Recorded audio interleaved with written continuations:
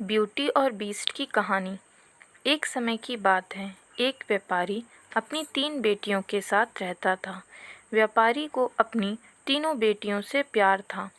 एक दिन उसे किसी काम से दूसरे देश जाना था। जाने से पहले व्यापारी ने अपनी तीनों बेटियों को अपने पास बुलाया और पूछा, मेरी प्यारी बच्चियों, कहो मैं परदेश से तुम तीनों के लिए क्या लाऊं? पहली बेटी ने सुंदर कपड़े और दूसरी बेटी ने गहने मंगवाए।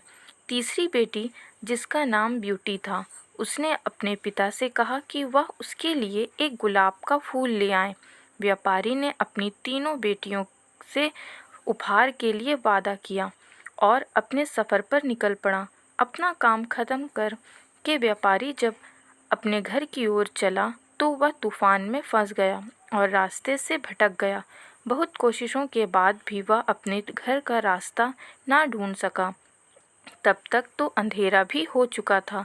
तभी अचानक उसकी नज़र एक रोशनी पर पड़ी जो दूर एक महल से आ रही थी।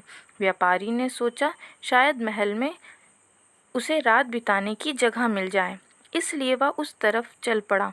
जब व्यापारी महल में पहुंचा तो महल में कोई भी नहीं था। उसने हर तरफ देखा लेकिन उसे महल में कोई नहीं मिला। आश्चर्य की बात थी कि खाने की मेज पर कई प्रकार के स्वादिष्ट व्यंजन रखे हुए थे, परंतु उन्हें खाने वाला कोई नहीं दिख रहा था। भोजन को देखकर व्यापारी की भूख और बढ़ गई थी, इसलिए उसने भर पेट खाना खाया और एक कमरे में मुलायम गद्दों पे सो गया। सुबह व्यापारी ने जब महल के बगीचे में सुंदर गुलाब खिले देखे तो उसे ब्यूटी से किया वादा याद आ गया। उसने एक फूल तोड़ा और घर की ओर जाने लगा। तभी वहाँ एक भयानक जीव प्रकट हुआ और बोला, मैंने तुम्हें अपना भोजन खाने को दिया, अपने मुलायम गद्दों पर सोने दिया, और तुम मेरे ही बगीचे से गुलाब तोड़ रहे हो। तुम्हें इसकी सज़ा भुगतनी होगी। व्यापारी बहुत डर गया था। कांपते हुए बोला, मुझे माफ़ कर दो, माफ़ कर दो, मुझे मत मारो। यह गुलाब मैंने अपने लिए नहीं तोड़ा, अपनी बेटी के लिए तोड़ा था। मैंने अपनी बेटी से वादा किया था कि मैं उसके लिए एक गुलाब का फूल लाऊंगा। यह सुनते ही राक्षस ने व्यापारी से कहा कि वह एक शर्त पर उसे छोड़ेगा। उसे अपनी बेटी को महल में भेजना होगा। डरा और घबराया हुआ व्यापारी अपनी बेटी को भेजने का वादा कर वहाँ से चल गया। घर पहुंचकर व्यापारी ने अपनी बेटियों को सारी बात बताई और ब्यूटी से माफ़ी मांगते हुए कहा, अपनी जान बचाने के लिए मुझे उस समय कुछ समझ में नहीं आया और मैं राक्षस से यह वादा कर आया। मुझे माफ़ कर दो ब्यूटी, अपने स्वार्थी पिता को माफ़ कर दो। ब्यूटी ने अपने पिता के गले लगते हुए तसल्ली दी, आप बिल्कुल परेशान ना हो पिताजी, मैं आपका किया हुआ वादा ज़रूर निभाऊंगी।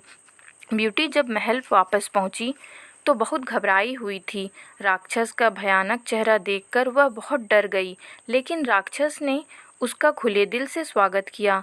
राक्षस ने उसे रहने के लिए अपने महल का सबसे अच्छा कमरा दिया और जब ब्यूटी आगे के सामने बैठकर कढ़ाई करती तब राक्षस उसके पास घंटों तक बैठा रहता और उसे निहारता रहता। धीरे धीरे दोनों को एक दूसरे का साथ अच्छा लगने लगा और वे अच्छे दोस्त बन गए।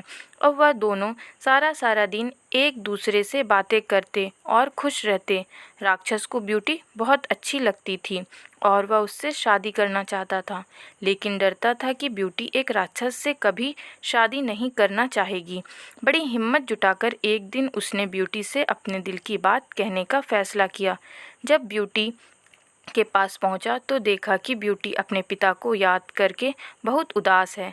उससे ब्यूटी की उदासी देखी नहीं गई और उसने ब्यूटी को एक जादुई शीशा दिया जिससे वह अपने पिता को देख सके। ब्यूटी बहुत खुश हुई, लेकिन जब उसने अपने पिता को देखा तो वह बहुत बीमार थे। वह देखकर ब्यूटी राक्षस से अपने पिता से मिलने की इच्छा जताई। राक्षस ने उसे पिता से मिलने की इजाज़त दे दी और 7 दिन में वापस आने को कहा। ब्यूटी ने तय समय में आने का वादा किया और अपने घर चली गई। ब्यूटी को सामने देख व्यापारी खुश हो गया और जैसे जैसे उसे पता चला कि राक्षस देखने में भले ही क्रूर हो, लेकिन वह दिल का बहुत ही नेक और दयालु है, व्यापारी की सेहत और सुधरती गई। परिवार से मिलने की खुशी में 7 दिन कब निकल गए ब्यूटी को पता ही नहीं चला। एक दिन ब्यूटी ने अपने सपने में राक्षस की हालत बहुत ख़राब है और जल्दी ही मरने वाला है। अगले ही दिन वह महल वापस आ गई और उसे पाया कि राक्षस बगीचे में बेसुध पड़ा हुआ था, जैसे वह मर चुका हो। ब्यूटी उसे देखते ही रो पड़ी। तुम मुझे छोड़कर मत जाओ, मैं तुमसे बहुत प्यार करती हूँ और तुमसे शादी करना चाहती हूँ। मैं अपनी सारी ज़िंदगी तुम्हारे साथ बिताना चाहती हूँ। जैसे ही ब्यूटी ने यह शब्द कहे, एक रोशनी ने राक्षस को ढक लिया और जब रोशनी गायब हुई तो भयानक और क्रूर दिखने वाला राक्षस एक खूबसूरत राजकुमार में बदल चुका था। राजकुमार ने बताया कि एक दुष्ट जादूगरनी ने उसे एक राक्षस बना दिया था और सच्चे प्यार से ही उस जादू को तोड़ा जा सकता था।